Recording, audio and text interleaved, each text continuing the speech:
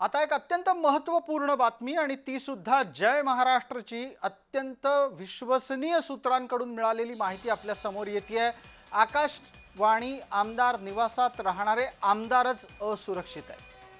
आकाशवाणी आमदार निवासाची मुदत संपलेली आहे आणि इथली अग्निशमन यंत्रणा ही अद्यापही बदलली गेलेली नाही। 8 महिन्यांच्या पासून जुन्याच पद्धतीने अग्निरोधक यंत्र आमदार निवासामध्ये पडून आहे। यामुळे आमदार निवासातील अग्निरोधक यंत्रणा ही अत्यंत आव्हानात्मक स्थितीत आहे असं म्हणता येईल। इथे जर आग लागली तर त्याला जबाबदार कोण असा सवाल या निमित्ताने उपस्थित होतोय।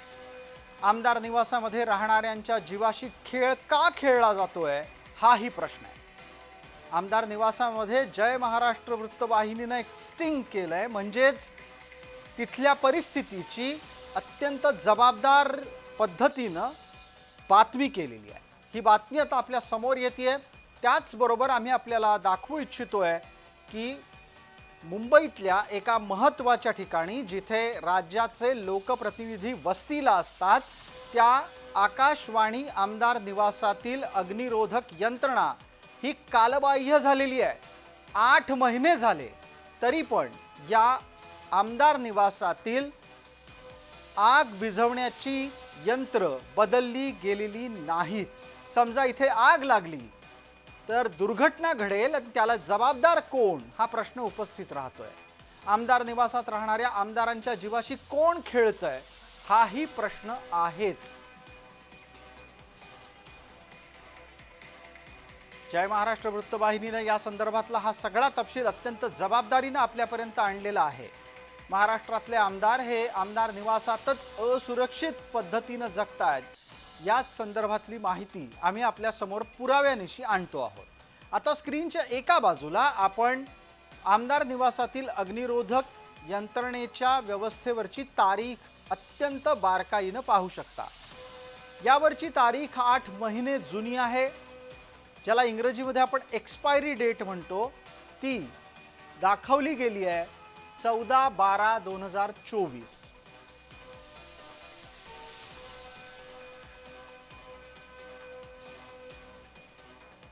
आमदार निवासातील हे अग्निरोधक यंत्र आहे। आग लागल्यानंतर याच यंत्रातून विशिष्ट रसायनाची फवारणी आगीवर होते आणि त्याद्वारे आग ताब्यात घेण्याचा प्रयत्न केला जातो।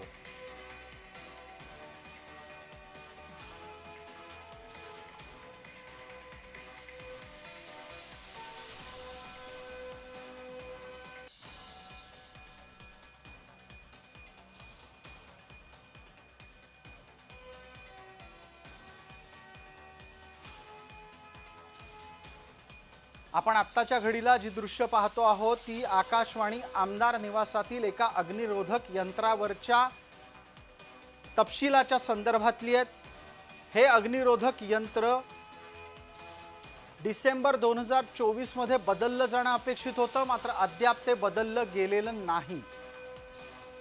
आमचे सहकारी प्रतिनिधी पंकज दळवी या निमित्ताने जोडले गेलेले आहेत। पंकज दळवी आपल्या सोबत आहेत। पंकज, हा जो तपशील आपण समोर आणलाय तो आमदार निवासातल्या नक्की कोणत्या भागातला आहे आणि अशा पद्धतीनेच कालबाह्य झालेली अग्निरोधक यंत्रणा ही आकाशवाणी आमदार निवासातल्या सगळ्या मजल्यांवर आहे का एका विशिष्ट ठिकाणी आहे? प्रसाद सर, अत्यंत जबाबदारीनं आणि भान ठेवून जय महाराष्ट्र वाहिनी ही बातमी देतोय आपण।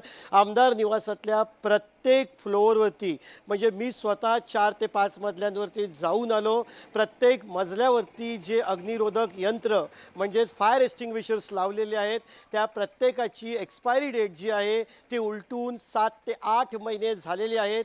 काही फायर यंत्रणांची अग्निरोधक यंत्रणांची एक्सपायरी डेट जी आहे ती नोव्हेंबर महिन्यात झालेली आहे, काही ठिकाणी डिसेंबर महिन्यात झालेली झालेली आहे.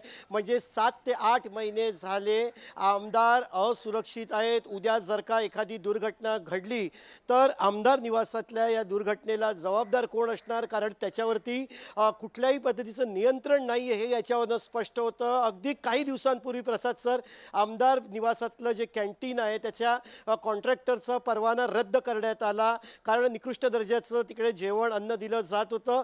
हे एक भयान वास्तव एका आमदारांनी समोर आणलं. अर्थात जी पद्धत झाली, मारहाण झाली, त्या विषयावरती आपण बोलूया नको, मात्र आमदार निवासाचा तो मुद्दा समोर आला. आणि मी आता आकाशवाणी आमदार निवासाच्या बाहेर आहे. हेच ते आकाशवाणी आमदार निवास आहे ज्याच्या आतमधली फायर सेफ्टी यंत्रणा ही पूर्णपणे कुचकामी असं म्हणू शकतो. राज्यातलं सगळ्यात महत्त्वाची ही जागा आहे, मंत्रालय आहे. अगदी मंत्रालयापासून 50 फुटावरती ही आमदार निवासाची इमारत आहे. त्याच्यामध्ये अधिवेशन सुरू आहे. अधिवेशन काळात सगळे आमदार महाराष्ट्राच्या कानाकोपऱ्यातून आलेले, महाराष्ट्राच्या महत्त्वाचा विषय आपल्यापर्यंत आणायचा आहे. तुम्ही अत्यंत जबाबदारीनं आकाशवाणी आमदार निवासाचा दौरा करून हा सगळा तपशील समोर आणलात. खरं तर त्याबद्दल कौतुकच, पण त्याच्या जोडीला या बाबतीतलाही तपशील आपण लोकांना सांगायला हवा, जेणेकरून बातमीचं गांभीर्य अधिक विस्तारानं लोकांपर्यंत पोहोचेल. ते म्हणजे असं की सर्वसाधारणपणे आकाशवाणी आमदार निवासात किती आमदारांच्या निवासाची सोय असते, आणि बऱ्याचदा आपण हे असं पाहिलंय की त्या एकेका खोलीमध्ये आमदार आपल्या मतदारसंघातील असंख्य माणसं भरत असतो.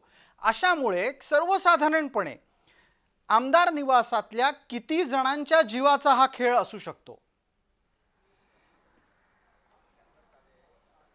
प्रसाद सर, अगदी स्पष्ट शब्दात सांगायचं झालं तर हजारो लोकांच्या जीवाचा हा खेळ असू शकतो. कारण 7 ते 8 मजले या आमदार निवासामध्ये आहेत. मुंबईमध्ये आकाशवाणी असेल, मनोरा असेल आणि मॅजेस्टिक आमदार निवास आणि विस्तारित आमदार निवास अशा 4 आमदार निवासाच्या इमारती आहेत. मात्र त्यातलं मॅजेस्टिक आमदार निवास आणि मनोरा आमदार निवास हे पूर्णपणे बंद करण्यात आलेलं आहे. मॅजेस्टिक आमदार निवासाचं हेरिटेज स्ट्रक्चर आहे, त्याची डागडुजी सुरू आहे हेरिटेजच्या नियमानुसार. मनोरा आमदार निवास पूर्णपणे पाडलेला आहे, त्यामुळे तिकडच्या आमदारांना खोल्या नाही आहेत. विस्तारित आमदार निवास आणि आकाशवाणी आमदार निवास हे 2च आमदार निवास आहेत. याच्यामध्ये 8 मजल्यावरती महाराष्ट्रातले ज्याला आपण म्हणू शकतो एक 60% जास्त आमदार इथे आहेत. अधिवेशन सुरू आहे, अधिवेशन काळामध्ये आमदार इथे येऊन राहतात. मुंबईच्या आमदारांना फक्त या नवीन आमदार निवासांचं काम चालू असल्यामुळे सध्या खोली देण्यात आलेली नाहीये, मात्र मुंबई बाहेरच्या सर्व आमदारांना खोल्या देण्यात आलेल्या आहेत. वर्षभर आमदार निवासातली एकही खोली खाली नसते. मुंबईत येणारे पंकज, आपण जोडलेले राहा. आपल्या सोबत विधान परिषदेतून सदस्य असलेले अनिल परब जोडले गेलेले आहेत. ॲडव्होकेट अनिल परबजी, नमस्कार आणि धन्यवाद. आपण जय महाराष्ट्रच्या कडे फोनद्वारे जोडला गेला आहेत. ही जी बातमी आम्ही दाखवतोय ही अत्यंत खळबळजनक बातमी एका हाताला आहेच, पण दुसऱ्या बाजूला सरकारी प्रशासन व्यवस्था किती हलगर्जीपणानं काम करते तेही दिसतंय. अनिलजी, विषय असा आहे की आमदारांच्या बाबतीत देखील सरकार किती हलगर्जी आहे हे यातून दिसतंय. आमदार सुरक्षित नाही आहेत. जे आमदार जनतेचे प्रश्न सुरक्षितेचे मांडतात त्यांची सुरक्षा आज वेशीवर टांगली गेली आहे. उद्या जर एखादी दुर्घटना घडली तर तिकडे एकही साधन असं नाहीये की जे ताबडतोब वापरता येईल. आणि इतकं बेजबाबदार सरकारला आता अधिवेशनात प्रश्न विचारावे लागतील. परब साहेब, एक पटकन आणखी प्रश्न तांत्रिकदृष्ट्या थोडंसं आपण प्रेक्षकांनाही जर समजावू शकलात की या आमदार निवासाची जबाबदारी ही कुठल्या समितीकडे असते आणि विभागानुसार सामान्य प्रशासन विभागच याला जबाबदार असतो का? सार्वजनिक बांधकाम खात्याची जबाबदारी आहे आणि याला सार्वजनिक बांधकाम खात्याला उत्तर द्यावं लागेल. बिलकुल. आपण स्वतः आमदार या नात्यानं हा प्रश्न येत्या दिवसांमध्ये अधिवेशनात मांडाल? सोमवारी पहिला प्रश्न हाच विचारला जाईल. परब साहेब, एक आणखी मुद्दा या निमित्तानं उपस्थित करायचा आहे. आमदार निवासातली परिस्थिती आपल्या सगळ्यांना अगदी नीट ठाऊक आहे. तिथे बऱ्याचदा प्रमाणापेक्षा जास्त माणसं खोल्यांमध्ये असतात. या सगळ्यांच्या जीवाचा हा खेळ आहे. इतकं हलगर्जी प्रशासन कसं असू शकतं आणि याची जबाबदारी कोणावर निश्चित करायची? हे प्रशासन हलगर्जी आहे याच्याबद्दल काही वादच नाहीये. आता बांधकाम विभागाची जबाबदारी आहे. आता याच्यापैकी बांधकाम विभागाचा जो प्रमुख असेल त्यांना उत्तर येऊन द्यावं लागेल. बिलकुल, आपण थोड्याच दिवसांपूर्वी पाहिलं की तिथल्या कॅन्टीन व्यवस्थेच्या विरोधामध्ये जे काही वर्तन झालं ते समर्थनीय नव्हतं. पण दुसऱ्या बाजूला अनेक आमदार सातत्यानं अन्न पुरवठ्याच्या बाबतीतही तक्रारी करत असतात. म्हणजे थोडक्यात काय, तर एकूणातच आमदार निवासांमधली व्यवस्था ही कोलमडलेली आहे का?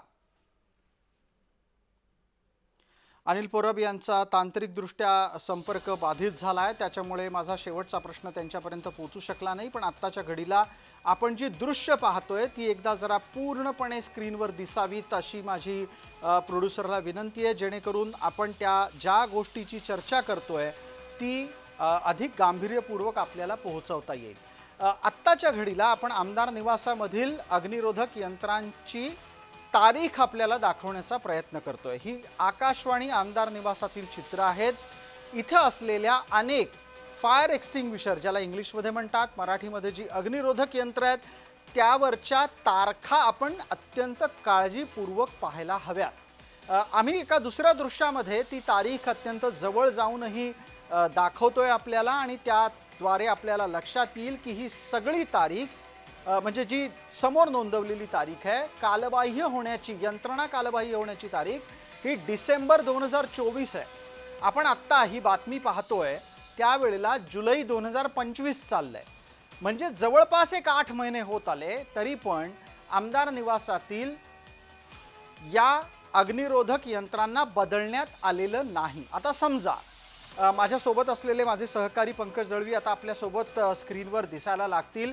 मी त्यांनाही हा प्रश्न विचारू शकतो आणि इच्छितोय की पंकज दळवी, जर समजा आग लागली तर ही अग्निरोधक यंत्रणा जी 8 महिने कालबाह्य आहे, त्यामुळे काय परिणाम होऊ शकतो? त्याच्यातून आवश्यक ते रसायन येणारच नाही की अपेक्षित आहे तेवढं रसायन येणार नाही आणि आग काही विझू शकणार नाही?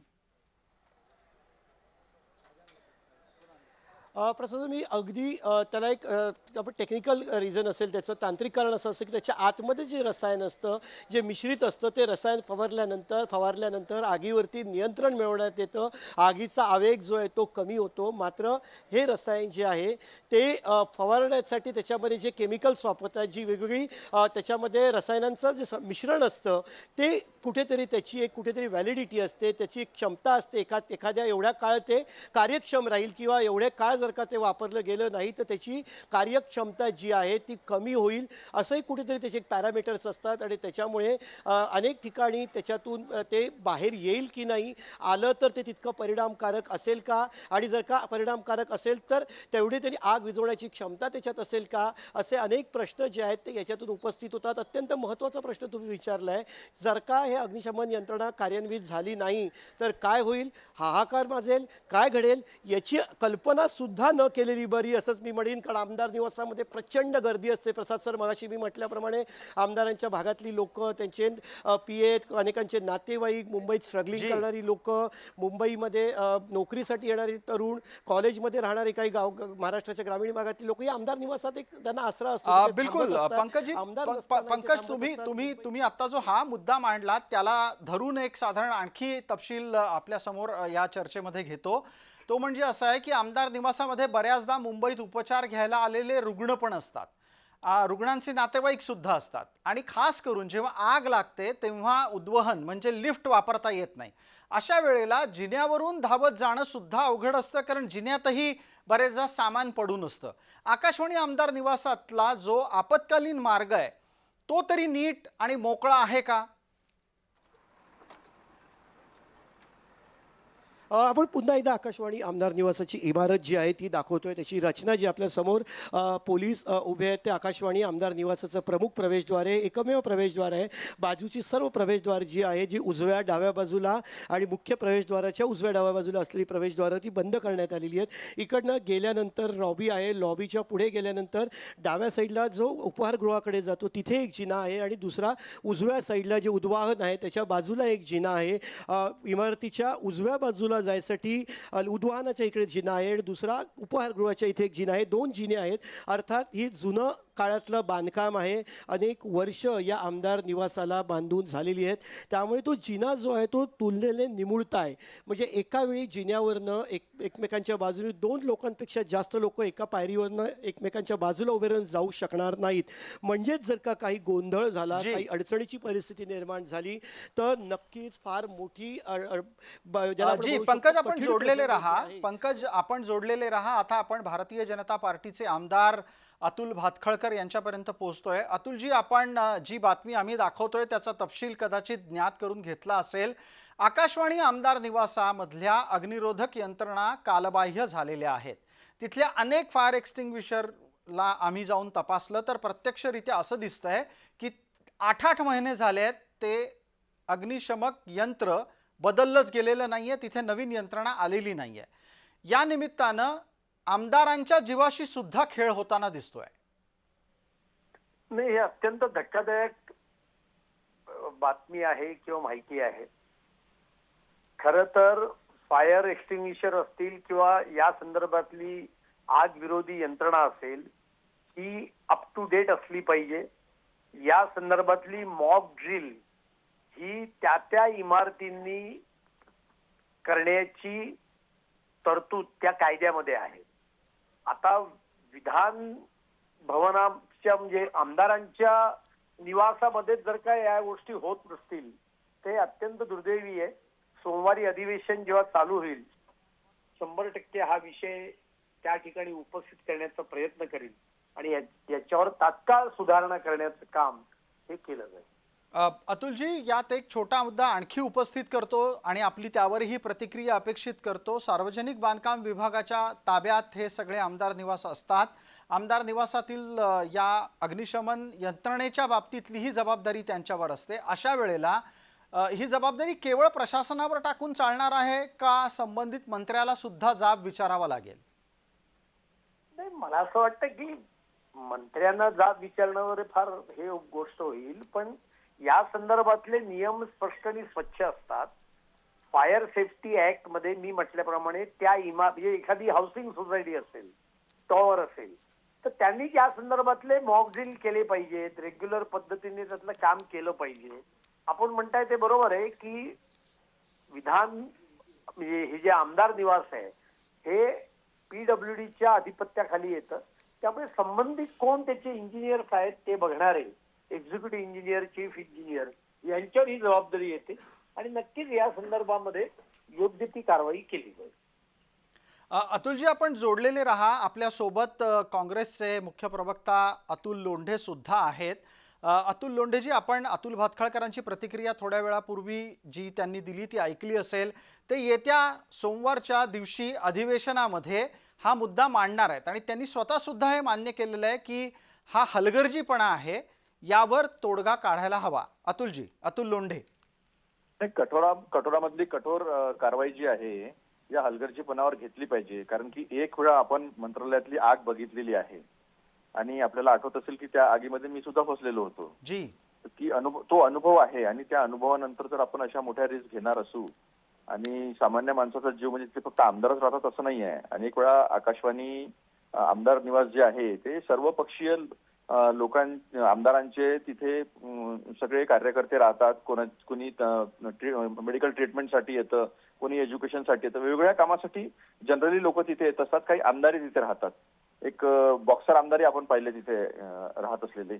तर या सगळ्या लोकांचा जीव धोक्यात टाकण्या इथपर्यंत जर आपण जात असेल आणि धडा घेत नसेल, कुठली घटना घडली असेल तर ते कोणी असो, कोणत्याही पक्षाचे असो, कोणीही अधिकारी असो, ते म्हणजे मला असं वाटतं की ते कारवाईच योग्य आहे आणि कठोरमधली कठोर कारवाई त्यांच्यावर घेतली पाहिजे, जेणेकरून हे सगळ्या ज्या डेडलाईन्स आहेत पाण्याच्या संदर्भातल्या असो किंवा अग्निशमनच्या संदर्भातल्या असो, या सगळ्या त्या डेडलाईन्स ज्या आहेत त्या स्ट्रिक्टली फॉलो झाल्या पाहिजे.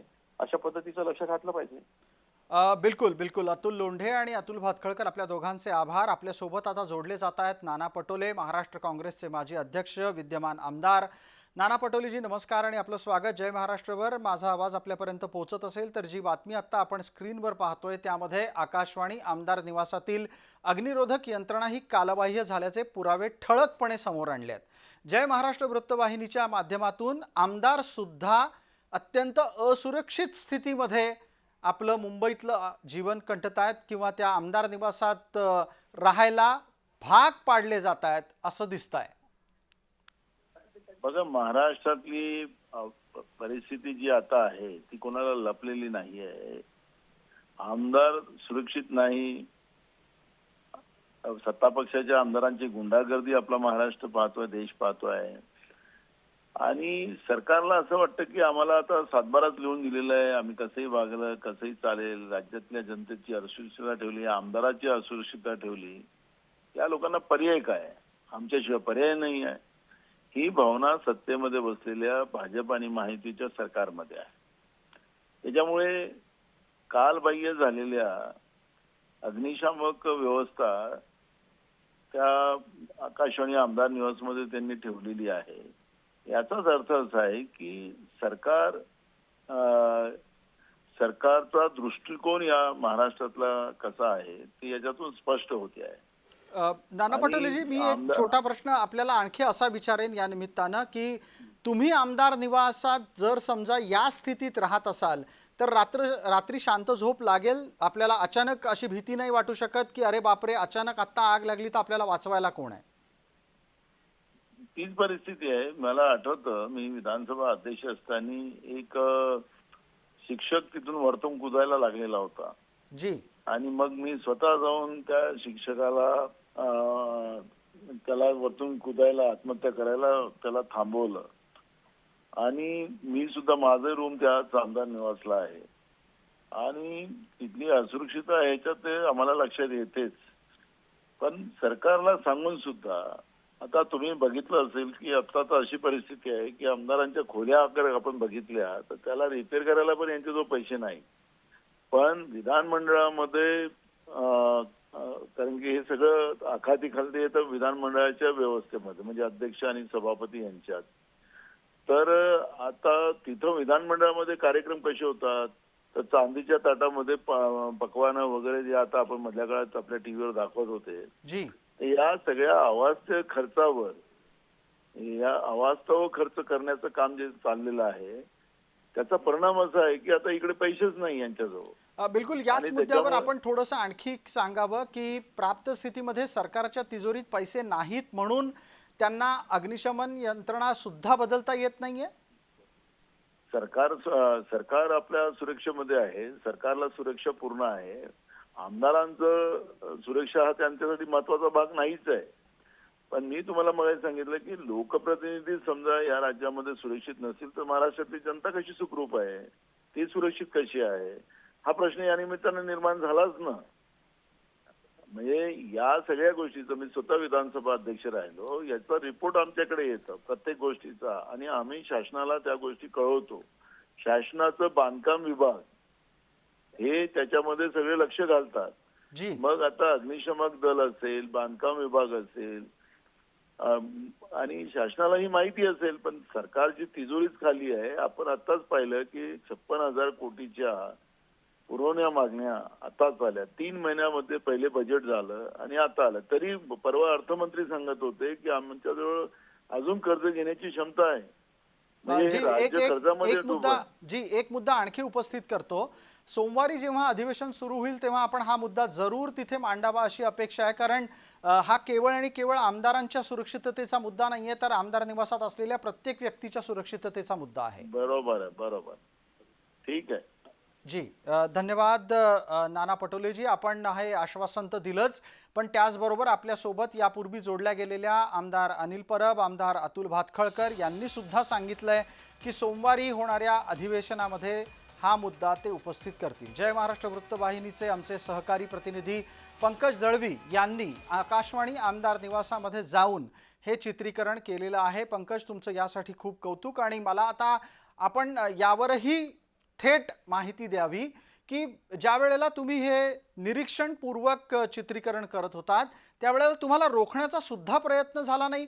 म्हणजे आमदार निवासात सुद्धा एकूणच सुरक्षा रक्षक सुद्धा झोपा काढतात का, की त्यांना कळत सुद्धा नाही काय चाललंय तिथे? प्रसाद सर, थोडासा गनिमी काव्याचा वापर करावा लागला, कारण महाराष्ट्रातल्या जनतेचा, आमदारांच्या सुरक्षेचा प्रश्न होता आणि तो गोष्टी लोकांपुढे ठेवायच्या होत्या, त्या ठेवायच्या होत्या, त्याच्या योग्य दृश्याच्या माध्यमातून ठेवायच्या होत्या. म्हणून मी आणि माझे व्हिडिओ जर्नलिस्ट ललित चौधरी आम्ही दोघांनी या आकाशवाणी आमदार निवासामध्ये प्रवेश मिळवला. आकाशवाणी आमदार निवासाच्या मुख्य दरवाज्यातून आतमध्ये गेलो, त्याच्यानंतर थोडीशी पाहणी केली, त्याच्यानंतर अगदी छुप्या पद्धतीनं आमच्या स्वतःच्या हातात असलेल्या मोबाईल कॅमेऱ्यावरती मी आणि माझे व्हिडिओ जर्नलिस्ट ललित चौधरी आम्ही दोघांनी हे अतिशय ज्याला आपण म्हणू शकतो स्किलफुली किंवा अतिशय कोणाच्याही नजरेस न येता आम्ही ते शूट केलं, चित्रीकरण केलं आणि अवघ्या काही तासांपूर्वी म्हणजे साधारणतः 2:30-3च्या आसपास 2-2:30-3च्या आसपास आम्ही हे चित्रीकरण आत्ता थोड्या वेळापूर्वी केलेलं आहे. अर्थात जेव्हा CCTV लागलेले असतात तेव्हा मॉनिटर करणं सुद्धा तितकंच गरजेचं असतं. जर का काही हालचाल होते, अनेक वेळ जर का काही व्यक्ती तिथे उभ्या आहेत तर त्यांना विचारणा व्हायला पाहिजे होती. मी अर्धा पाऊण तास तिकडे होतो, पण मला कोणी काही विचारणा केली नाही, मला कोणी विचारायला आलं नाही. याच्यातून दुसरा अर्थ असा निघतो की मला विचारलं नाही. त्याचा अर्थ तिकडे जे CCTV लावलेले आहेत ते CCTV कार्यान्वित आहेत का, ते चालू कंडिशनमध्ये आहेत का, आणि जर का चालू कंडिशनमध्ये असतील तर त्या CCTVच्या माध्यमातून किंवा CCTVला कोणी मॉनिटर करतं का, मॉनिटर जर का केलं जात असतं तर तिकडे आम्ही दिसलो असतो आणि कदाचित त्याच्यापासून आम्हाला रोखण्यात आलं असतं. बिलकुल पंकज दळवी, आपण जे उत्तर दिलं त्यातच खरं तर माझ्या प्रश्नाचं गुपित दडलेलं होतं. मला हा प्रश्न विचारण्यामागचा एक स्पष्ट उद्देश करायचा होता की उद्या जर समजा आमदार निवासात आग लागली तर CCTV निरीक्षणाच्या माध्यमातून तात्काळ मदत तरी पोहोचेल का. पण ज्या पद्धतीनं तुम्ही माहिती दिली त्यावर एक गोष्ट लक्षात येते की तिथे ना CCTV बघितले जात आहेत ना अग्निशमन यंत्रणेच्या कडे लक्ष आहे. तुमचं आणि तुमच्याबरोबर असलेल्या कॅमेरामन ललित चौधरी दोघांचंही या बातमीच्यासाठी अभिनंदन. आपण किमान अशी अपेक्षा करूयात की जय महाराष्ट्र वृत्तवाहिनीच्या माध्यमातून ही बातमी आपण जनतेपर्यंत पोहोचवली आहे, प्रशासनापर्यंत पोहोचवली आहे आणि थोडी जरी लाज असेल तर प्रशासन सोमवार पूर्वी या अग्निरोधक यंत्रांना बदलेल. किमान अशी अपेक्षा आपण करूयात, अन्यथा विधिमंडळामध्ये या मुद्द्याला निश्चितच ठेवलं जाईल असं आश्वासन आपल्याला 1 नाही 3 आमदारांनी दिलेलं आहे. तुर्तास या बातमीच्यासाठी आपण आमच्या सहकाऱ्यांना धन्यवाद देतोय.